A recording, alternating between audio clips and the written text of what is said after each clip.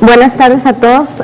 Ahora que creo que se sigue muy bien hablar del concepto de dignidad, y creo que aquí para mí es prudente, antes de iniciar mi presentación, decir que así es como terminé estudiando mi doctorado en bioética y derecho, leyendo el concepto de dignidad y cómo era una barrera para legislar y para discutir en materia de tecnologías emergentes, y lo hice leyendo a Rubén y a Ricardo, y a través de ellos conocí el trabajo de John también, que de igual manera piensa que el concepto de dignidad es tan ambiguo y es tan abierto a distintas interpretaciones que pues no sirve para legislar y para poder avanzar en la ciencia y tecnología. Sin embargo, en este momento coincido con César, que sí se tiene que discutir para precisamente mostrar por qué no es útil este concepto en algunas discusiones. Mi plática se va a centrar precisamente en dar algunos antecedentes de lo que hemos tenido en la discusión en materia con células troncales en México, y también en mostrar el status quo, el marco legal en México, y también los problemas que representa la no legislación en la materia, para después mostrar brevemente cómo el Reino Unido ha legislado desde hace muchos años en esta área. Finalmente, se propone que se tomen algunos elementos precisamente del esquema de regulación del Reino Unido para el caso de México. En el mundo tenemos precisamente diversidad de posiciones legales y de políticas públicas que se basan precisamente en la diversidad de perspectivas morales respecto al estatus del embrión humano, el estatus moral. Entonces tenemos en el mundo al menos 6 diferentes tipos de regulación, en las cuales son muy restrictivas, prohíben todo tipo de investigación con células troncales. En las otras jurisdicciones permiten algún tipo de investigación con embriones humanos y con embriones sobrantes de la reproducción asistida, y en otras son muy permisivas, que permiten cualquier tipo de investigación con embriones. Es el caso del Reino Unido. Las posiciones más conservadoras o más restrictivas, precisamente uno de los principales argumentos es el de la personalidad y es el del respeto a la dignidad humana. En tanto se reconozca la personalidad de un ser humano o de un ser, en este caso como lo hemos hecho en México desde la concepción, se les otorga dignidad humana, y es por eso que se ha estancado la discusión en muchos países respecto de si es legal o no investigar con células provenientes de embriones humanos o inclusive con otro tipo de tejidos. Aquí nada más les muestro un mapa que después, el día de mañana, lo vamos a analizar en lo particular en pequeños grupos de discusión para precisamente abundar en cuáles son los argumentos tanto morales y legales para llegar a los tipos de legislaciones que se tienen en el mundo. ¿Qué ha pasado en México? Pues ya Ingrid lo dijo en la mañana. En México la tradición católica que tenemos y el lobby que ha hecho la Iglesia Católica ha sido muy fuerte, y la mayoría de las discusiones conectadas a la regulación con la investigación en células troncales surgen cuando se debate cuestiones del aborto o de la reproducción asistida, precisamente en considerar que el embrión o que cualquier ser humano debe ser protegido desde la concepción, y por tanto no podemos hacer nada con ningún ser vivo, en este caso proveniente del humano. Entonces en México hemos tenido posiciones antagónicas que han sido llevadas al ámbito legislativo, que son por parte de las comunidades científicas. En este caso el Colegio de Bioética ha sido muy activo en precisamente avanzar argumentos basados en evidencia científica para decirnos que un cigoto, un blastocito, no es lo mismo que un embrión, y no es lo mismo que un feto, y mucho menos que podamos considerarlos personas, y por tanto repletos de derechos o de cualquier tipo de dignidad. En México se ha intentado legislar en 2 ocasiones en materia de investigación con células troncales. En la primera ocasión fue en el 2013, ahí fue donde el colegio tuvo una participación muy activa. Los legisladores en el Congreso aceptaron las participaciones de los científicos para explicarnos un poquito del desarrollo intrauterino, las ponencias respecto de que si el embrión es persona o no. y en esa ocasión le tocó al doctor José Ángel Córdoba coordinar y presentar la iniciativa. Al final, ¿cuál iniciativa se presentó? Una muy restrictiva, que prohibía la investigación con células troncales embrionarias y además reglas muy rigurosas para cualquier tipo de investigación con células madre también adultas.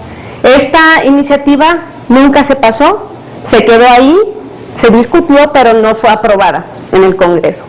Después tenemos en 2007 que se inició otra vez la discusión en el DF en materia de la despenalización del aborto antes de la 12ª semana de gestación. Revive la discusión respecto de que si ahora que se había despenalizado el aborto en México, en el DF, se podría abrir la puerta para que se utilizaran a los embriones, a los blastocitos o cigotos, para extraer células troncales e investigar. Llevar a cabo investigación con células troncales. La Suprema Corte dijo que era constitucional, que se hubiera reformado el Código Penal. Entonces generó, como dijo en la mañana Ingrid, toda una corriente católica en el país apoyada por grupos conservadores políticos, entre ellos incluyendo el PRI y el PAN, que fueron los más fuertes en el lobby, para que todas las constituciones de la República Mexicana se reformaran y protegieran la vida desde el momento de la concepción. Ahora lo que nos comenta Ingrid en la mañana respecto a lo que ha resuelto la Corte Interamericana es paradigmático, porque entonces va a tener que ser reformulado por los jueces mexicanos y esa es una gran tarea pendiente. En este momento no lo voy a analizar, pero es materia de discusión, cómo van a precisamente empatar lo que dicen las constituciones locales con lo que ya ha resuelto la Corte Interamericana respecto a la concepción. En 2008, a raíz de ese boom que se generó ultraconservador en todo el país, otra senadora panista retoma la iniciativa que se había avanzado en el año 2003, tratándola de pasar de fast track en el Congreso de la Unión, pero no tuvo ningún fruto, ni fue discutida, ni nadie le hizo caso, y se quedó en el congelador.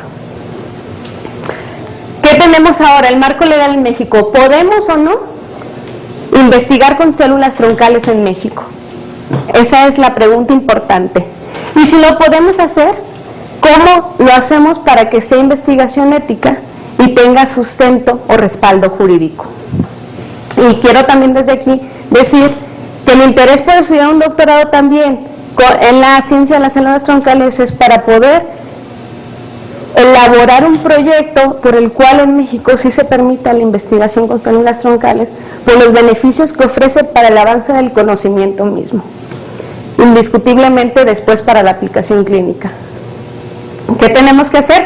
Revisar la Constitución, ver qué nos dice la Ley General de Salud y en este sentido avanzar una regulación en base en principios como lo han hecho otros países que más adelante voy a explicar.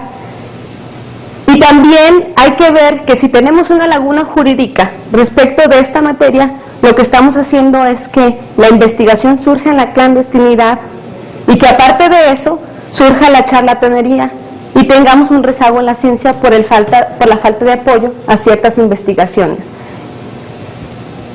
¿Qué tenemos en la Constitución Política de los Estados Unidos Mexicanos?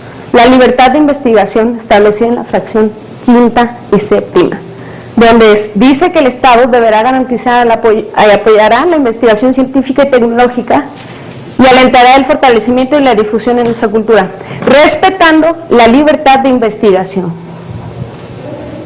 En este sentido, creo que argumentos religiosos o católicos en contra de la investigación con células troncales no tienen cabida en un Estado secular que garantiza la libertad de investigación. Y también tenemos otro artículo, el artículo 3º, que nos garantiza la libertad o el acceso a los servicios de salud. En este sentido, toda persona tiene derecho a la protección de la salud y la ley tendrá que definir las bases y las modalidades para el acceso a los servicios, pero también tiene que garantizarnos que tengamos servicios de salud de calidad y eso lo dice la ley reglamentaria, que es la Ley General de Salud. Por tanto, la falta de legislación en México dará pie a que se ofrezcan servicios de salud que no están basados en evidencia científica, aunque tenemos provisiones al respecto, pero se van a ofrecer de esa manera. Y que los ciudadanos de México tengan efectos adversos o problemas en la salud por tener acceso a servicios fraudulentos, también va a generar un demérito al erario de toda la sociedad, porque tendremos que también después atender a aquellas personas que han sido dañadas con servicios médicos que no han sido probados, como lo voy a señalar más adelante. En la mañana nos decía Ingrid, ¿qué legislación hay? Debe de haber algo. Sí, la Ley General de Salud tiene muchísimos artículos dispersos por varios capítulos, y también lo aplicable en el caso de la investigación con células troncales sería el reglamento de la Ley General de Salud en materia de investigación para la salud, así como aquel en materia de control sanitario de órganos, tejidos y cadáveres con seres humanos. El reglamento de la Ley General de Salud en materia de control sanitario de órganos no establece reglas claras de cómo van a funcionar aquellos bancos que ahora tienen licencia por parte del Centro Nacional de Transfusión Sanguínea. Establece ciertos parámetros que deben observar aquellos bancos privados y públicos que quieran almacenar células en México. Sin embargo, no es una legislación que nos diga, pues, cuáles son las técnicas que se deben de utilizar, cómo se deben de procurar, cómo se deben de criopreservar. No son tan explícitas para aquellos proveedores ni fáciles de entender para aquellos proveedores de servicios de biobancos en México. Ingrid ya lo ha mencionado en otros papers. Biobanco, la legislación en la materia es también una legislación pendiente que está conectada totalmente con lo que está pasando en México en el ámbito de el uso fraudulento de las células troncales. ¿Y qué es lo que tenemos? Pues muchos bancos en el ámbito privado ofreciendo esperanzas a las gentes que si almacenan la sangre de cordón umbilical, en el futuro van a poder aliviar todas las enfermedades habidas y por haber de aquella persona que está almacenando su cordón umbilical. A lo mejor eso lo veremos, aquí están los científicos, pero eso son cosas hasta fantasiosas. Si es verdad que las células provenientes hematopoyéticas, provenientes del cordón umbilical, nos pueden ayudar en el tratamiento de muchas enfermedades de la sangre, como hasta el momento lo han hecho muchos médicos en México, pero al momento no cualquier tipo de enfermedad. Entonces, al momento también tenemos productos que nos venden pastillas con células troncales. Gustavo hace mucho tiempo terapias spa, donde vas y te inyectas y te rejuveneces, porque precisamente ha proliferado esta falta de conocimiento de cuál es el potencial real y hasta dónde ha avanzado la ciencia de las células troncales para llevarla al público, para llevarla a la sociedad como un tratamiento probado o como una intervención que puede ayudar en un momento a mejorar algún tipo de padecimiento. Y aquí, bueno, previamente se ha reportado en la literatura cuál es precisamente la necesidad en México de discutir de manera seria y ordenada los aspectos éticos y legales del almacenamiento de células, tejidos en México, porque el reglamento que tenemos hasta el momento no es claro, ni diferencia entre las células y los tejidos que podemos obtener y almacenar. Aquí lo hace la doctora Serrano Salgado, esto es en 2008. Lo que los principales cuestionamientos éticos que tiene ella es, ¿se tienen las técnicas y el equipo necesario? Ella está, por cierto, adscrita al Seguro Social y lleva a cabo almacenamiento, tienen un banco, entonces ellos tratan de precisamente seguir lineamientos éticos, estándares internacionales, pero ellos también se ven sesgados o privados de una legislación completa o mecanismos que puedan ayudarlos a llevar un control en todo el país. Y también una de las preocupaciones es que no se les dice a la sociedad que una unidad de sangre de cordón umbilical no será suficiente para tratar a un solo paciente. No sé, doctor Héctor, cuántas unidades sean necesarias. Puede ser una o pueden ser dos, dependiendo del peso del paciente. Actualmente en adultos se está tratando de utilizar 2 unidades porque el número de células es mayor, pero hay veces que una sola es suficiente. Todo depende del número celular y de la histocompatibilidad, pero una puede ser suficiente.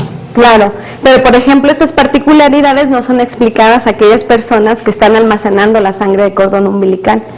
para futuras terapias en el ámbito privado al menos. En el público sí lo hacen en un esquema de experimental o clínico y se le da a conocer al paciente o a las personas este tipo de información. Entonces, es la diferencia entre el banco público o el banco privado. Ahora, ¿quiénes tienen acceso precisamente a estos tratamientos que se ofrecen y que ya se llevan a cabo?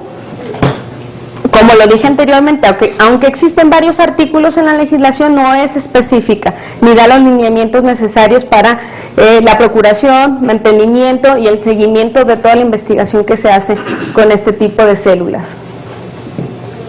Aquí precisamente señala los requerimientos para establecer bancos privados, pero no especifica los fines que deben de seguir los bancos privados, los límites, el uso de los gametos o embriones sobrantes de clínicas privadas también.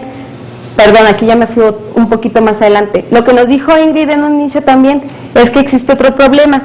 La reproducción asistida en México también está conectada con los temas del aborto, el aborto y también con células troncales. Al momento también ha habido más de 10 propuestas, como tú dijiste en la mañana, y ninguna ha sido aprobada en el Congreso precisamente por la diversidad de ideologías entre conservadoras y liberales. Y por tanto, en México también existen clínicas de reproducción asistida que actúan fuera de cualquier, no de cualquier, sino que sí hay lineamientos dentro de la Secretaría de Salud, pero no especifica el número de embriones que se crean para ser implantados, qué pasa con aquellos que no son implantados, por qué si tenemos las técnicas de reproducción asistida en México ya como una realidad y ha ayudado a muchas familias a tener descendencia, ¿por qué no hacemos lo mismo para ayudar a los científicos a que lleven a cabo investigación en estos embriones sobrantes y le den una esperanza de vida también a aquellas personas que están en necesidad de nuevas terapias para el alivio de enfermedades? Bueno, los argumentos siempre es que tienen dignidad, es que, pues como dijo la Corte, como decía Costa Rica, estos ya son personas, como vamos a estar utilizando a las personas para la investigación, entonces que es preferible tirarlas a un bote de la basura, deshacernos de ellas como material biológico o donarnos a la ciencia para que se pueda investigar y desarrollar nuevo conocimiento.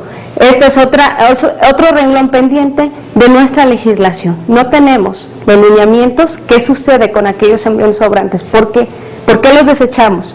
¿O son implantados a otras parejas? ¿Qué sucede con ellos?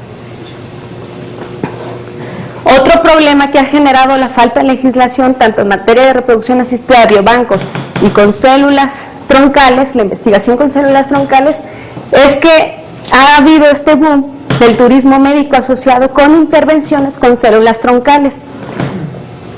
Muchos pacientes desesperados, generalmente aquellos que padecen enfermedades neurodegenerativas, viajan a otras jurisdicciones para acceder a tratamientos o intervenciones que no han sido aprobadas por sus comisiones internas, por sus órganos regulatorios, o bien porque no hay ningún ensayo clínico al respecto que les permita ser parte de él para poder atender su padecimiento. Lo que han hecho es viajar a lugares, a jurisdicciones donde no hay legislación, o bien la legislación es tan flexible, o los órganos encargados de vigilar que se haga efectiva la regulación no lo están haciendo bien. Viajan y México se ha convertido en uno de los principales proveedores de intervenciones, ya no le digo terapias, ahí cuando publiqué ese artículo decía terapias, pero tendré que corregir, porque en una reunión también de expertos en Estados Unidos creímos que elevar este tipo de servicios que se dan en países donde no se tiene legislación, ni observancia, ni regulación de estas intervenciones, pues sería como decir que son terapias, que es un tratamiento terapia, algo que ya está aprobado en base a investigación científica. Entonces es mejor hablar de esto como intervenciones que se dan con células troncales, ya sea en ensayos clínicos o bien en medicina experimental, como también lo propuso Sara el día de ayer. Viajan a México precisamente y son sujetos de estas intervenciones que pueden ser parte de experimentos médicos que al momento no están supervisados y que pueden estar en un esquema de un hospital o una universidad que quiere llevar a cabo investigación al respecto y lo quiere hacer bien, pero pues no se tienen los mecanismos para tener una clara vigilancia, una clara conducción, o también por el miedo de que alguna autoridad, por la falta de conocimiento, le prohíba de tajo cualquier intervención. Esto es lo que nos está generando la falta de claridad con las reglas y de quién está encargado de vigilar. En enero de este año, hasta antes, en la Ley General de Salud, otra cuestión de sumo interés, y ojalá que lo discutamos mañana o hoy mismo, es lo que nos dice la Ley General de Salud en materia del uso de células y tejidos. Anteriormente, hasta antes de diciembre del 2013, este artículo decía que no se considerarán actos de comercio la recuperación de los costos, decía que no podían ser actos de comercio cualquier uso de células y tejidos. En enero de este año cambia nuestro artículo 327 y señala que no se considerarán actos de comercio la recuperación de los costos derivados de la obtención o extracción, análisis, conservación, preparación, distribución, transportación y suministro de órganos, tejidos, incluyendo la sangre y sus componentes y células progenitoras o troncales. Enero del año pasado. Perdón, sí es cierto, ya estamos en 2014, enero de 2013. Entonces aquí creo que yo tengo una lectura errónea de lo que este artículo implica, o a lo mejor ustedes ayúdenme a entender. Hasta antes no podrían ser actos de comercio, hasta antes de 2013-2012, ninguna célula o tejido. Sí podían ser utilizados para la investigación y para terapias o trasplantes sin ningún costo. Y ahora se cobra lo que derive el uso de células, el gasto que deriva el uso de células y tejidos. ¿Por qué cambiar un artículo de la Ley General de Salud y por qué no hacer una ley especial o un reglamento especial? Mi intuición, que puede ser una falsa intuición, es que se está permitiendo que aquellas personas que están haciendo trasplantes autólogos de células troncales en el ámbito privado tengan la posibilidad de cobrarle al paciente por ser parte de esta medicina experimental, con el argumento de que se le está cobrando el gasto derivado de esa intervención. Otra fuente del Medical Tourist Magazine nos dice que se reformó la Ley General de Salud, y esta es la portada que aparece en esa revista, que nos dice que México tiene una nueva legislación para las terapias con células troncales, pero no tiene una nueva legislación, solo se modificaron algunos artículos de la Ley General de Salud. Y el presidente de la Comisión de Arbitraje Médico de Baja California en esa revista declara que estos cambios a la ley han sido para que aquellas personas que no desean esperar hasta que la FDA apruebe una terapia con células troncales o teman que puedan recibir un placebo como parte de experimento ciego, pues México les ofrece una alternativa para estos tratamientos. Lo comentaba también Gustavo durante la presentación de Sara, que precisamente seguimos mucho lo que hace la FDA o lo que hacen otros organismos para hacer lo propio en México. Y muy interesante, Aña, Sara y yo estuvimos revisando los websites de los proveedores de células, de terapias con células troncales en México. Muchos ya dicen que COFEPRIS ya les autorizó y muchos dicen que están autorizados esos tratamientos por la FDA, por tanto aquí los están ofreciendo en México. En principio, muchos de ellos sí son autorizados por la FDA, pero como parte de un ensayo clínico, no como terapias probadas. Entonces, ¿a quién le tenemos que decir que haga bien las cosas, o quién es el responsable en México de llevar a cabo la vigilancia y control de las células o los tejidos, e inclusive los ensayos clínicos que se conducen en México? Pues según el artículo 313 de la Ley General de Salud, es la Comisión Federal para la Protección contra Riesgos sanitarios. La vigilancia y el control de tejidos y células de la sangre le compete al Centro Nacional de Transfusión Sanguínea. Eso es importante señalar aquí. Entonces, a ellos nada más les compete revisar que se hagan las licencias de manera adecuada y llevar un control, pero a la COFEPRIS sí le compete llevar un registro de todos los ensayos clínicos que se conducen en México, aparte de aprobar y evaluar de manera ética si se pueden llevar a cabo o no con los estándares internacionales que tenemos hasta el momento, puesto que a nivel local México no cuenta con una legislación o con principios a seguir para materia de investigación con ensayos clínicos. Al momento también esta autoridad tiene la competencia, bueno, más adelante lo diré, de vigilar la experimentación médica. También entra al ámbito de los servicios médicos. No solamente aquella investigación en un marco de protocolo de ensayo clínico, sino también aquella que se conduce como materia de medicina experimental. Aquí hay otro artículo muy interesante donde, bueno, ya después con mayor investigación me di cuenta que COFEPRIS no lleva un registro ordenado de los ensayos clínicos que se llevan a cabo en México. Tampoco tiene seguimiento, tampoco tiene control, tampoco tiene personal humano capacitado para evaluar éticamente qué investigación se puede llevar a cabo o no, qué se ha hecho en otros lugares. Y esto es reportado también en un artículo, Governing Ethical Clinical Research in Developing Countries. Este artículo, por Fernando Santiago Rodríguez, nos da cuenta de cómo en el ámbito internacional se llevan a cabo las fases de los ensayos clínicos, pero para investigación farmacológica. Entonces él está interesado cómo en México muchos medicamentos, ensayos clínicos para generar nuevos fármacos no llevan una vigilancia rigurosa por parte de COFEPRIS. Esto ha cambiado. Este artículo se escribió en 2010, esta investigación fue una investigación empírica, hay datos.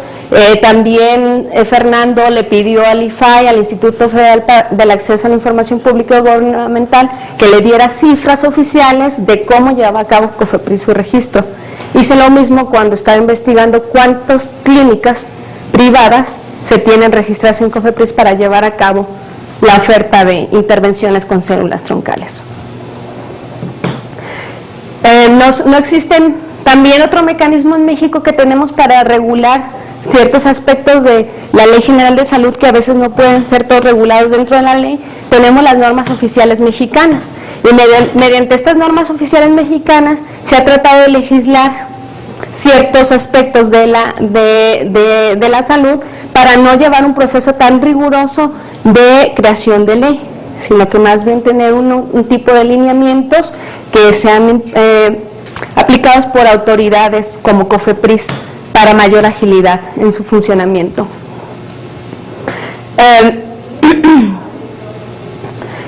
Aquí lo dije anteriormente, la COFEPRIS también tiene autoridad o tiene competencia bajo la Ley General de Salud de autorizar cualquier medicina experimental que se lleve a cabo en México.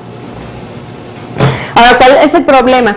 Pues tuvimos hace poco el retiro del mercado de publicidad engañosa y se tuvo una norma especial precisamente para dar lineamientos de cómo se deben de comercializar los medicamentos. O sea, que no se debe decir que a lo mejor son medicamentos, sino son parte de la medicina alternativa en México, y es como COFEPRIS ha solucionado de una u otra manera la comercialización de medicamentos tan poco probados y que antes eran ofrecidos en el mercado. Esa es una de las medidas que ha tomado COFEPRIS que han favorecido a que no se siga explotando a la sociedad con medicina alternativa. Pero ¿qué es lo que nos pasa en el ámbito de las células troncales también? Que algunas veces pues demasiadas normas o son muy ambiguas, quieren decir mucho y no dicen nada, como el concepto de dignidad algunas veces, y que también no permite que se lleve a cabo una observancia o vigilancia real de la investigación que se conduce en México o en muchos otros países. Aquí tenemos varios websites que también Aña va a hablar después, que ofrecen alternativas para aquellos pacientes que, donde en su país no hay regulación al respecto, pueden tomar los lineamientos éticos que hacen sociedades de expertos para prevenir a aquellos pacientes que están buscando terapias con células troncales. ¿Qué pasó en el Reino Unido? ¿O cuál es la propuesta que creo que podemos adoptar en algún momento en México para poder regular con lo que tenemos la investigación con células troncales, favorable, por cierto, desde embriones con células troncales embrionarias y adultas? Pues en el Reino Unido, en el año de 1982, se reunieron un grupo de expertos, filósofos, abogados, biólogos, psicólogos, muchos científicos, para discutir precisamente cuál es el estatus moral del embrión y si podían o no llevar a cabo reproducción humana asistida, porque la principal preocupación en ese entonces era llevar a cabo investigación en materia de reproducción asistida. Y lo que les impedía a ellos llevar a cabo esto era el uso de embriones, desde cuántos embriones van a generar, qué va a pasar con aquellos que no sean utilizados para implantarlos en el útero materno. Entonces decidieron adoptar una posición gradualista en este informe Warnock. Lo que nos comentaba esta mañana precisamente Rubén Lisker, y cuando lo leí por primera vez fue una tarea que nos dio a cualquiera que estuviéramos interesados en el área. ¿Por qué no revisamos aquellas posturas gradualistas para poder avanzar en el ámbito de la investigación con células troncales? Se decidió que hasta el 14º día, hasta ese momento, no se estaba desarrollando el sistema nervioso central y por tanto no podrían considerar a ese ser en desarrollo como ser humano. Sin embargo, sí lo podrían considerar como un ser que se le debe de tratar con especial cuidado, pero no con el mismo respeto, cuidado que tratamos a un ser humano ya nacido o vivo. Por tanto, no se dice que no tenga un valor, sí tiene un valor, y por tanto se puede utilizar para investigación porque nos puede ofrecer muchísimas esperanzas para todos aquellos que quieren avanzar conocimiento en el área. No nada más como una cosa, como un medio para un fin. Sin embargo, de una u otra manera todos somos en algún momento utilizados como un medio para un fin.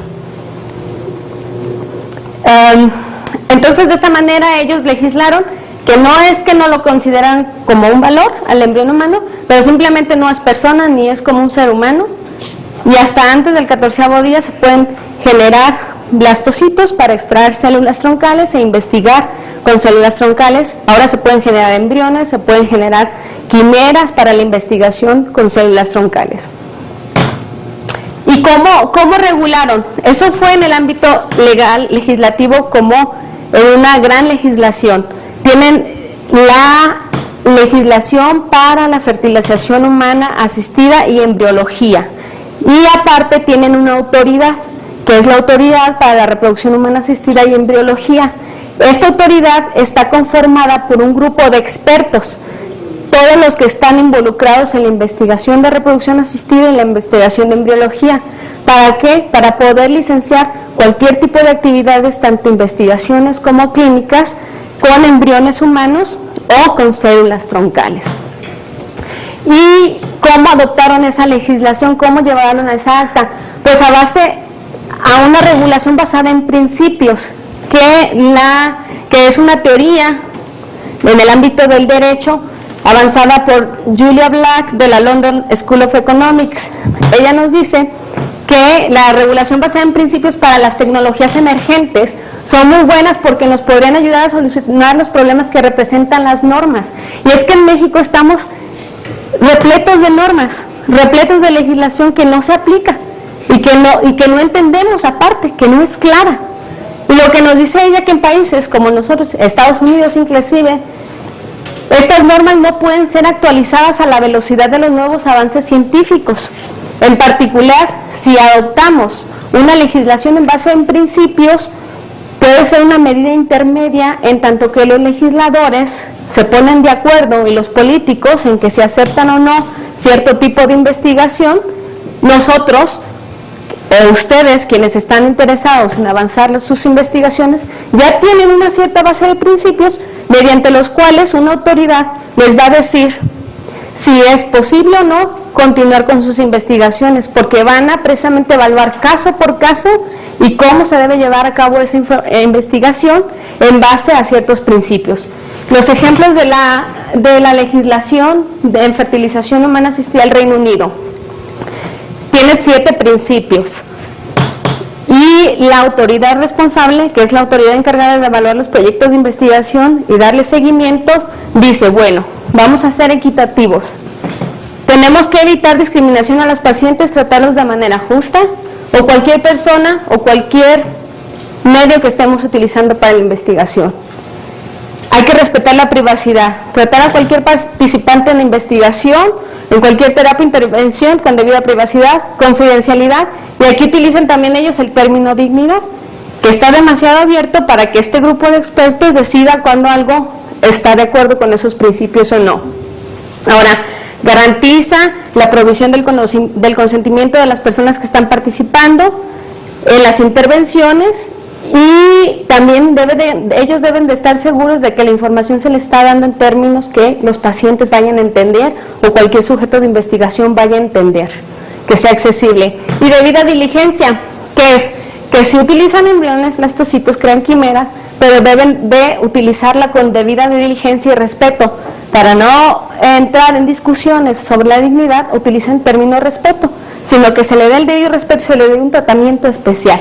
Y no solamente lo utilicemos como cualquier cosa que tenemos en nuestra vida, que no tiene el mismo valor como aquel que nosotros tendríamos para otra persona, pero no lo consideran persona, solamente algo sujeto de valor. Bueno, ¿cómo se adoptaron estos principios? Mediante un diálogo entre legisladores, policy makers y las partes interesadas, médicos, investigadores, pacientes. Y este diálogo permitirá adoptar principios flexibles, los que nosotros consideremos que sean suficientemente flexibles para poder en un momento dado este grupo de expertos que estén en COFEPRIS, por ejemplo, evalúen y aprueben la investigación con células troncales. Ya me voy a...